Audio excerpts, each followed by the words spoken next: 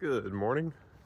Well, I've been considering the architecture of BUBI, the Bitcoin UBI Web of Trust, trying to figure out the best way to design the separate roles in the system.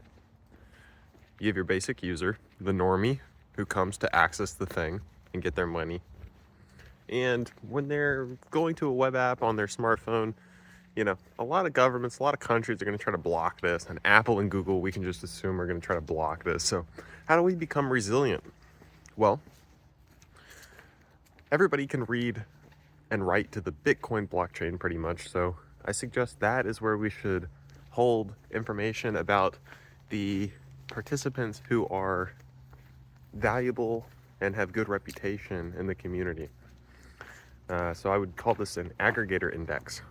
So there's like the normie user who's coming to use the thing, and then there's the aggregator who we have a few different jobs. So one of those is to serve the front end that the client actually uses. Like you go to a website, somebody has to be hosting that website.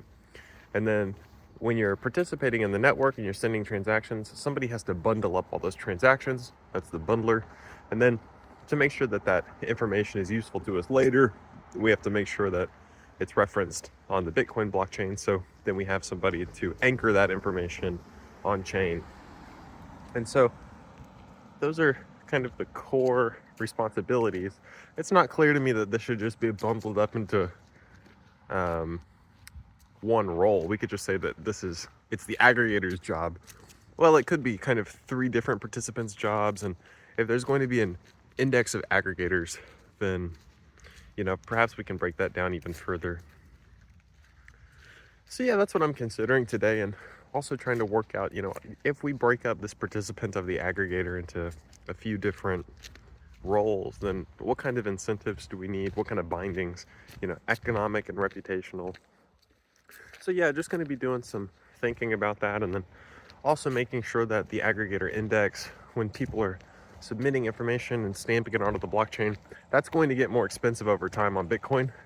I hope it gets radically more expensive. That'd be a good thing. And so we have to figure out a smart way to make sure that we're not unnecessarily bloating the chain and blowing up the users' wallets. So yeah, I think something like that makes a lot of sense. And roughly what I'm thinking is there's kind of a set of interactions that's going to have a standard anchoring. And one of those is the mutual attestation, in which two people claim to know each other and trust each other.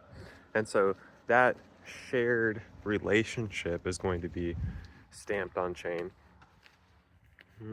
Another one is wills, trusts, succession policies.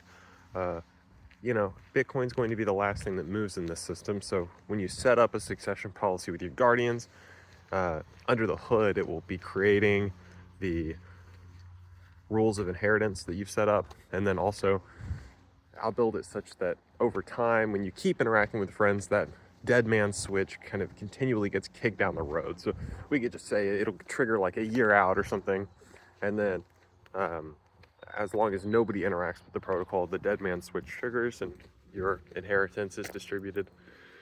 That's pretty cool. So that would be on the Bitcoin side. You can have split delegation and send the Bitcoin somewhere. And then also on the BUBI side, your digital accounts, the root of trust, your access, whatever you want to do with the delegation there is possible. So it just needs to be built. And then finally, there must be trust minimized interoperability between the Bitcoin and tokens in this ecosystem. So if I'm able to create a one-to-one human account, then it's really easy to just mint tokens into people's account, but I want to make sure that people can cash out in Bitcoin. And so that means that the protocol has the ability to capture and spend Bitcoin in a trust minimized way. So that means, with an explicit guardian key set, or even the whole system mechanically could enable state changes that just have a specific rule set about sending Bitcoin. But in any case, so that's what I'm gonna think about when I'm sitting down in the coffee shop in a few minutes when I make it over there.